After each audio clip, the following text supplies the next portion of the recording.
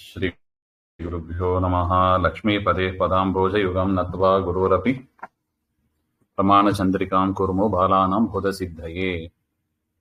ಅತ ಪ್ರಮೇಯ ಪರಿಚ್ಛೇದಃ. ಶ್ರೀ ವೇದವ್ಯಾಸಾಯ ನಮಃ. ಏವಂ ಪ್ರಮಾಣ ಸ್ವರೂಪಂ ಸಪರಿಕರಂ ನಿರೂಪ್ಯ ಇದಾನಿಂ ಪರಾಪರತತ್ವ ರೂಪಂ ಪ್ರಮೇಯಂ ನಿರೂಪ್ಯತೆ. ಹಾಗೆ ಪ್ರತ್ಯಕ್ಷ, ಅನುಮಾನ ಮತ್ತು ಆಗಮ ಅಂತ ಪ್ರಮಾಣಗಳು ಮೂರು ರೀತಿಯಾಗಿದೆ ಅಂತ ನಾವು ನೋಡಿದ್ದೀವಿ. ಇಷ್ಟು ವಿಷಯಗಳ ಲಕ್ಷಣ, ಅದರ ವಿಭಾಗ ಮತ್ತು ಪರೀಕ್ಷೆ ಇದನ್ನೆಲ್ಲ ಆದ ಮೇಲೆ ತತ್ವಗಳು, ಎರಡು ತತ್ವ ಇದೆ, ಪರತತ್ವ ಅಪರತತ್ವ ಹಾಗೆ ಅಂತ. ಪರಾಪರ ತತ್ವ ರೂಪವಾದ ಪ್ರಮೇಯ, ಪ್ರಮೇಯ ಅಂದ್ರೆ ಅದೇ ಪರಾಪರ ತತ್ವ ರೂಪ ಹಾಗೆ ಅಂತ. ಅದರ ಬಗ್ಗೆ ನಿರೂಪಣೆಯನ್ನ ಇಲ್ಲಿ ಮಾಡ್ತಾ ಇದ್ದಾರೆ ಹಾಗೆ ಅಂತ. ಅಂದ್ರೆ ಪ್ರಮೇಯ ಹಾಗೆ ಅಂದ್ರೆ ಏನು? ಮಾತುಂ ಯೋಗ್ಯ ಮೇಯ ಅಂತ ಅರ್ಥ, ತಿಳಿಯಲು ಯೋಗ್ಯವಾದದ್ದು ಹಾಗೆ ಅಂತ. ಪ್ರಮೇಯ ಚೆನ್ನಾಗಿ ತಿಳಿಯಲು ಯೋಗ್ಯವಾದದ್ದು ಅಂದ್ರೆ ಪ್ರಮಾಣದ ವಿಷಯ ಯಾವುದಿದೆಯೋ ಅದನ್ನ ಪ್ರಮೇಯ ಅಂತ ಕರಿತೀವಿ, ಸಬ್ಜೆಕ್ಟ್ ಆಫ್ ಪ್ರಮಾಣ.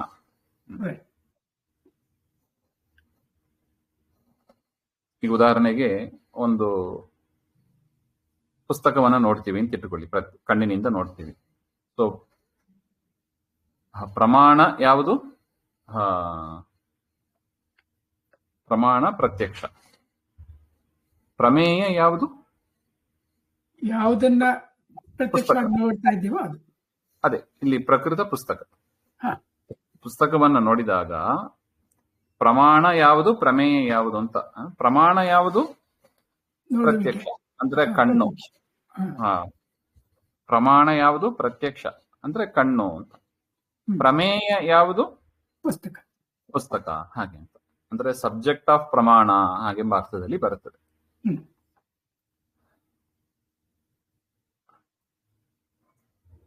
ಅದನ್ನ ಈ ಪ್ರಕರಣದಲ್ಲಿ ನಿರೂಪಣೆ ಮಾಡ್ತಾ ಇದ್ದಾರೆ, ಎಕ್ಸ್ಪ್ಲೈನ್ ಮಾಡ್ತಾರೆ ಅಂತ ಅರ್ಥ. ಏನು? ತತ್ವಂ ಪ್ರಮಿತಿ ವಿಷಯ ತತ್ವಂ ಹಾಗೆ. ಸೊ ತತ್ವಂ ಅಂದ್ರೆ ಏನು? ಪರಾಪರ ತತ್ವ ಅಂತ ಹೇಳಿದ್ರು. ಇಲ್ಲಿ ಅದರ ಲಕ್ಷಣವನ್ನ ಹೇಳ್ತಾ ಇದ್ದಾರೆ. ಪ್ರಮಿತಿ ವಿಷಯ ತತ್ವಂ ಅಂದ್ರೆ ಪ್ರಮಿತಿಗೆ ವಿಷಯವಾದದ್ದು, ಅದನ್ನ ತತ್ವ ಅಂತ ಕರೀತಾರೆ. ಜ್ಞಾನದ ಸಬ್ಜೆಕ್ಟ್ ಅಂತನಾ? ಮಿತಿ ಅಂದ್ರೆ ಜ್ಞಾನ. ಪ್ರಮಿತಿಯಲ್ಲಿ ಮಿತಿ ಅಂತ ಇದೆ ನೋಡಿ. ಮಿತಿ ಅಂದ್ರೆ ಜ್ಞಾನ, ಪ್ರ ಅಂದ್ರೆ ಯಥಾರ್ಥ ಅಂತ. ಯಥಾರ್ಥವಾದ ಜ್ಞಾನವನ್ನ ಪ್ರಮಿತಿ ಅಂತ ಕರೀತಾರೆ, ಅದನ್ನೇ ತತ್ವ ಅಂತ ಹೇಳು. ಸೊ ತತ್ವ ಅಂದ್ರೆ ಯಾವುದು? ಯಥಾರ್ಥ ಜ್ಞಾನ. ಯಥಾರ್ಥ ಜ್ಞಾನ. ಇದನ್ನೇ ತತ್ವ ಸಂಖ್ಯಾನ, ತತ್ವ ವಿವೇಕ ಅಂತೆಲ್ಲ ಆಚಾರ್ಯರು ಮಾಡಿದ್ದಾರೆ. ಅಲ್ಲಿ ತತ್ವ ಸಂಖ್ಯಾನ ಅಂತಾನೆ ಮಾಡಿದ್ದಾರೆ. ತತ್ವ ಅಂದ್ರೆ ಏನು ನೋಡಿ, ಇಲ್ಲಿ ನಮಗೆ ಸ್ಪಷ್ಟ ಆಗಿಬಿಟ್ರೆ ಅಲ್ಲಿ ನಮಗೆ ಸರ್ವಮೂಲ ಓದುವಾಗ ಇನ್ನ ಅನುಕೂಲ ಆಗ್ತದೆ. ಸೊ ಪ್ರಮಿತಿ ವಿಷಯ ತತ್ವಂ, ಪ್ರಮಾಣಕ್ಕೆ ಯಾವುದು ವಿಷಯವಾಗಿದೆಯೋ ಅದು ಅಂದ್ರೆ ಒಟ್ಟು ಯಥಾರ್ಥ ಜ್ಞಾನ, ಅದು ತತ್ವ ಅಂತ ಅರ್ಥ. ಸೊ ಲಕ್ಷಣದಲ್ಲಿ ಲಕ್ಷ್ಯ ಯಾವುದು, ಲಕ್ಷಣ ಯಾವುದು? ಲಕ್ಷ್ಯ ಪ್ರಮಿತಿ ಸಬ್ಜೆಕ್ಟ್, ಅದು ಲಕ್ಷಣ ಪ್ರಮಾಣ.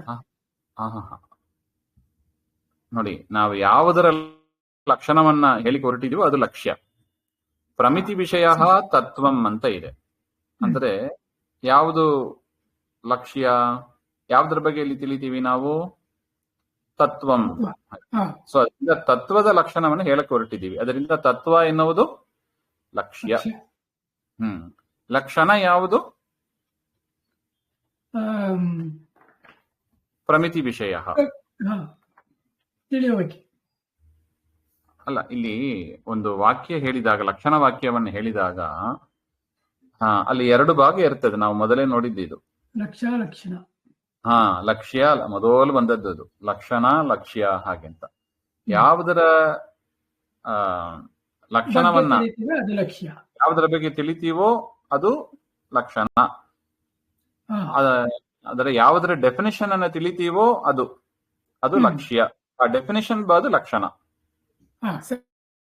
ಯಾವುದರ ಡೆಫಿನೇಷನ್ ಹೇಳ್ತೀವೋ ಅದು ಲಕ್ಷ್ಯ. ಆ ಡೆಫಿನಿಷನ್ ಲಕ್ಷಣ. ಲಕ್ಷಣ. ಸೊ ಪ್ರಮಿತಿ ವಿಷಯ ತತ್ವಂ ಅಂದ್ರೆ ಏನರ್ಥ? ತತ್ವ ಅಂದ್ರೆ ಪ್ರಮಿತಿ ವಿಷಯ, ಹಾಗೆ ಅಂತ ಅರ್ಥ. ಸೊ ಇಲ್ಲಿ ಲಕ್ಷ್ಯ ಯಾವುದು, ಲಕ್ಷಣ ಯಾವುದು? ಪ್ರಮಿತಿ ವಿಷಯವೇ ಲಕ್ಷ್ಯ. ಪ್ರಮಿತಿ ವಿಷಯ ಲಕ್ಷಣ, ಅದು ಡೆಫಿನಿಷನ್. ಅದು ಪ್ರಮಿತಿ ವಿಷಯ ಅಂದ್ರೆ ಅದು ವಸ್ತು ಅಲ್ವಾ, ಲಕ್ಷ್ಯ ಬರುತ್ತೆ ಅಲ್ಲ. ನೋಡಿ, ತತ್ವ ಎಂಬುದು ಲಕ್ಷಣ, ಲಕ್ಷ್ಯ.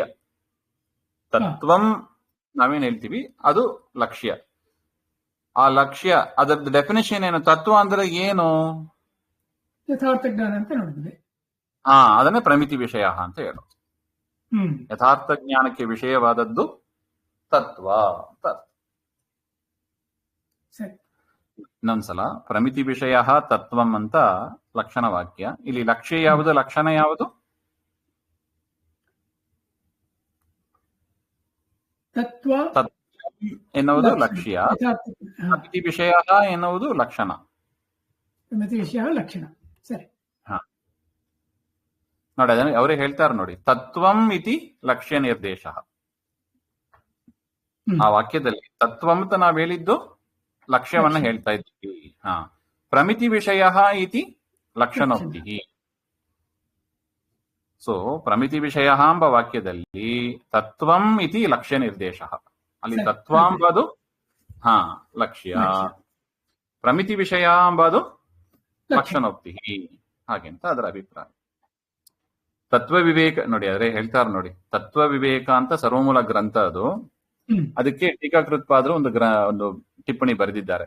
ತತ್ವ ವಿವೇಕ ಟೀಕಾಯಾಂ ಅತ್ರ ಪ್ರಮೇಯಂ ಇತಿ ಅನುವಾದೇನೇವ ತತ್ವಸ್ಯ ಸಾಮಾನ್ಯ ಲಕ್ಷಣಂ ಚ ಉಕ್ತಂ ಇತಿ. ತತ್ವ ವಿವೇಕದ ಟೀಕಾ ಗ್ರಂಥದಲ್ಲಿ ಪ್ರಮೇಯ ಎನ್ನುವುದು ಆ ಪದವೇ ತತ್ವದ ಸಾಮಾನ್ಯ ಲಕ್ಷಣವನ್ನ ತಿಳಿಸಿಕೊಡುತ್ತದೆ, ಹಾಗೆಂತ ಅದರ ಅಭಿಪ್ರಾಯ. ಪ್ರಮಿತಿ ಅಂದ್ರೆ ಅದೇ ಅರ್ಥ. ಪ್ರಮೇಯ ಎಲ್ಲ ಒಂದೇ. ಪ್ರಮಿತಿ ವಿಷಯ ಪ್ರಮೇಯ, ಪ್ರಮಾಣದ ವಿಷಯವೇ ಪ್ರಮೇಯ, ಅದನ್ನೇ ಪ್ರಮಿತಿ ವಿಷಯ. ಯಥಾರ್ಥ ಜ್ಞಾನಕ್ಕೆ ವಿಷಯವಾದ ತತ್ವ ಅಂತ ಹೇಳ್ತೀವಿ. ಇದು ಟೀಕಾಕೃತ್ಪಾದರು ಇದನ್ನ ಹೇಳಿದ್ದಾರೆ, ಹಾಗೆ ಅಂತ ಒಟ್ಟು ನಮಗೆ ಸ್ಪಷ್ಟ ಆಯಿತು. ಹಾಗೆ ಇನ್ನು ಮುಂದಿನದ್ದು ಮತ್ತೆ ನೋಡೋಣ. ಶ್ರೀಮಧ್ವಾಂತರ್ಗತ ಶ್ರೀಕೃಷ್ಣ ಆತ್ಮ.